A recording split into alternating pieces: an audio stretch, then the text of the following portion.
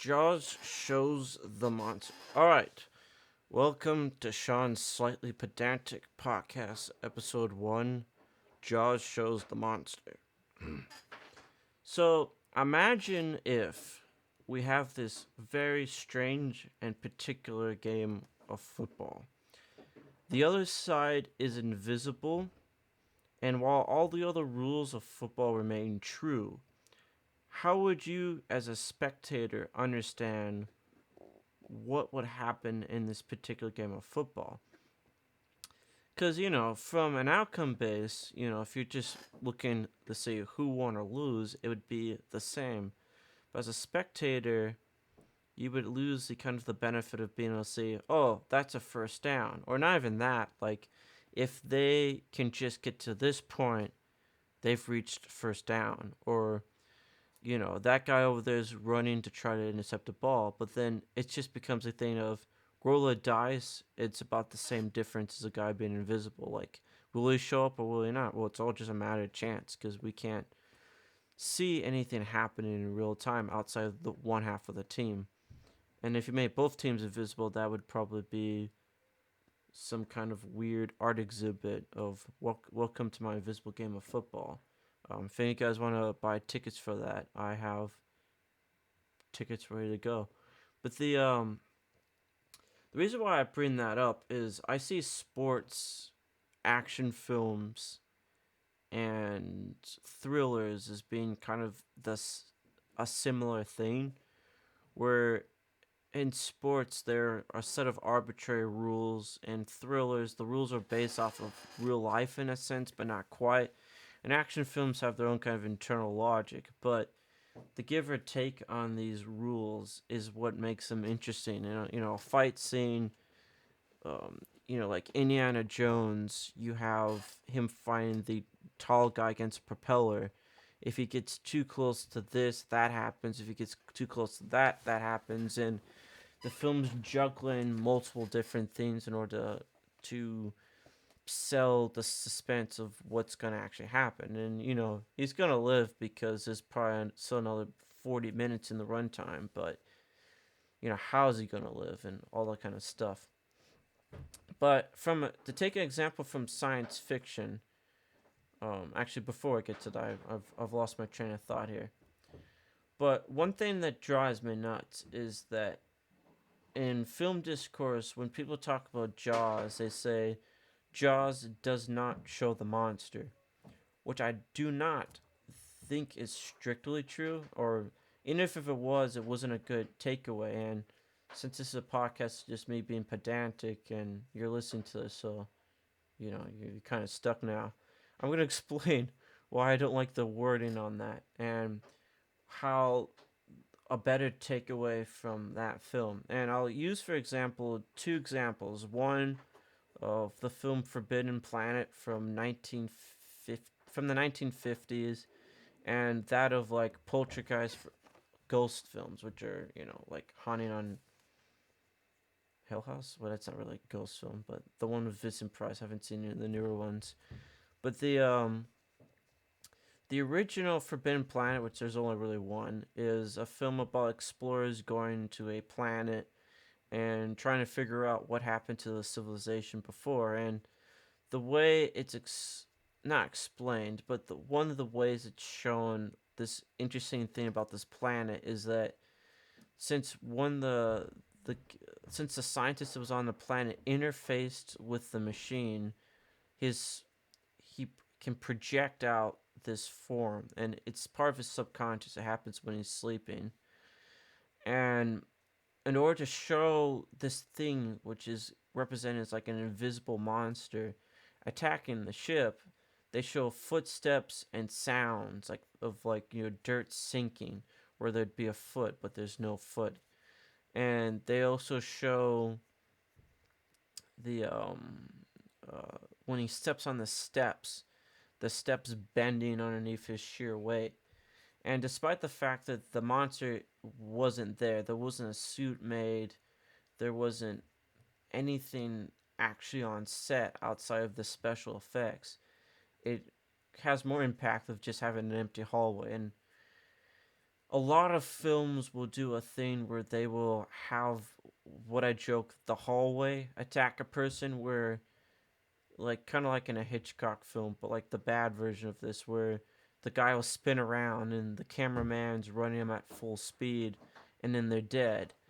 But then like the newer version, that the camera's shaking and there's just not clear what's even going on. And at the end, it turns out to be like a giant, pick man with wings or something. And you go and cool.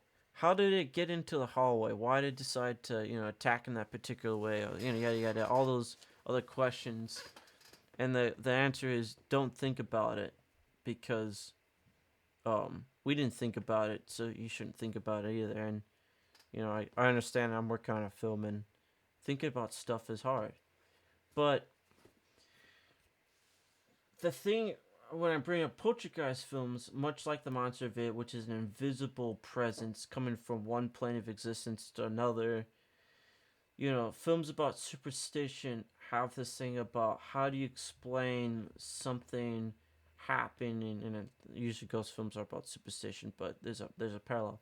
How do you explain something from coming from one plane of existence to another? How do you show its effects? And a lot of ghost films opt to not show the ghosts, except for stuff like Ghostbusters and stuff, which are tonally different. But they'll show like you know chairs moving, stuff flipping upside down, music playing.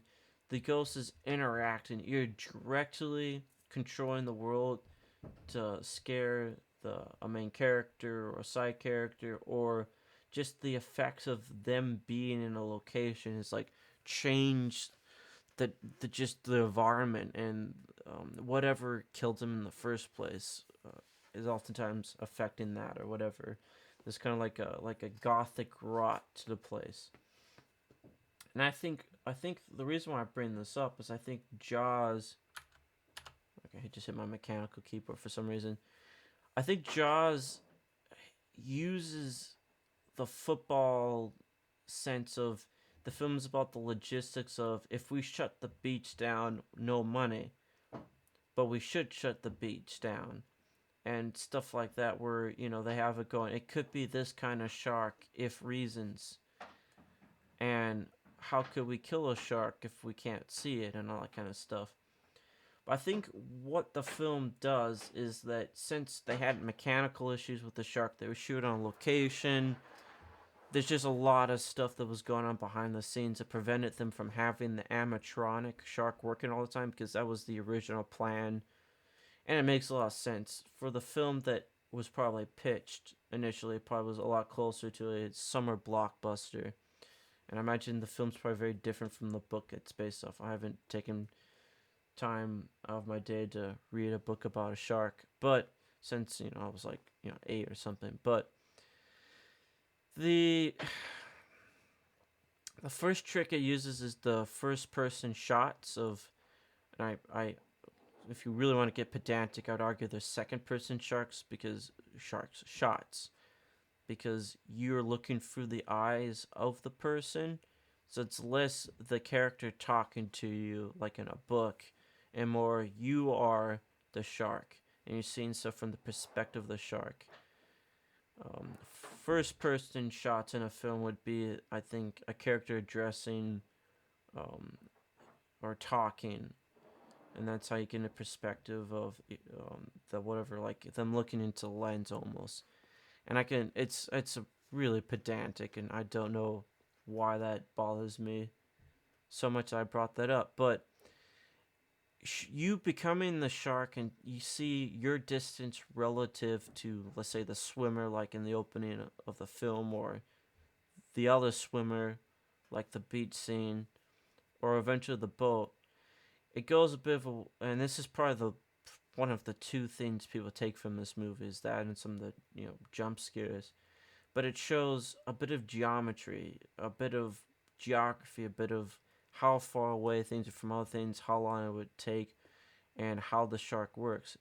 And it's still in that sense, the scene's supposed to just give a bit of tension as you get a bit of montage, that's as old as montage of this person here unaware, then that person there, then they get kind of a sense something's going on, and then them struggling, yada yada yada.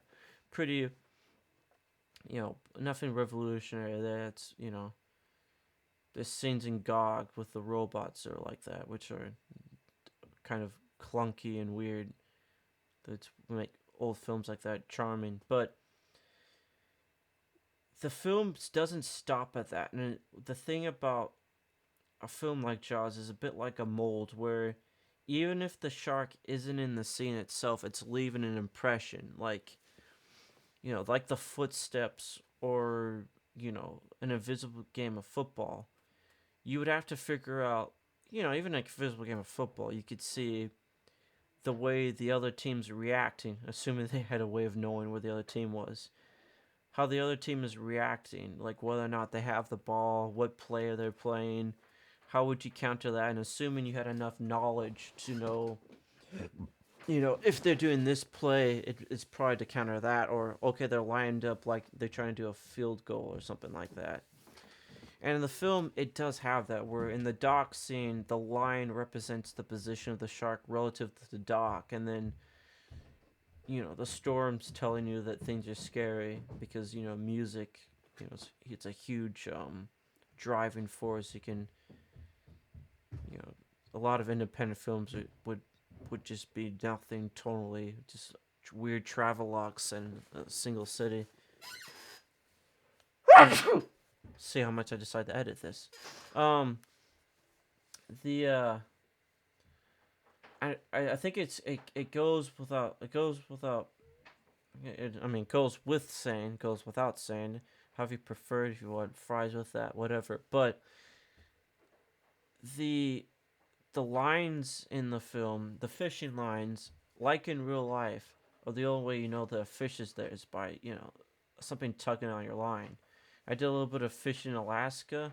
That's probably the difference between being bad at fishing and good at fishing, is like knowing how to read what the line's doing, and or just being good at it. That could be the difference. I didn't catch any fish. The When it comes to Jaws, it has another trick up its sleeves, and that's the barrels. And the barrels, I feel like, is when Brody and the other guy and the Robert Shaw guy get the football, and like actually, it seems like they could actually win this. And the audience is like, much like me, thinking they got the football now. It's all going to be cool, because the shark's over there and they're dragging it on this boat and they're trying to wear it out. And that trick works. It's a bit like in Forbidden Planet, when you can see the monster, you kind of get a sense that even though it's scary, now it's understandable. So before you could see its effects, but you would have to be paying attention to the effects to actually see it. And what happens is that shortly after that scene, the football gets taken away, and now it's back. It's whatever's back in the whatever's park. The baseball's back in the baseball park. I don't know what the expression is. Something about a microphone makes me lose my memory. But the Jaws gets the football back, and now he's going for the end zone, and he's winning. He's getting those first downs. He's getting all those sports metaphors. He's making it work. He's quoting sports metaphors even. Like, the shark talks in the movie. It's great. But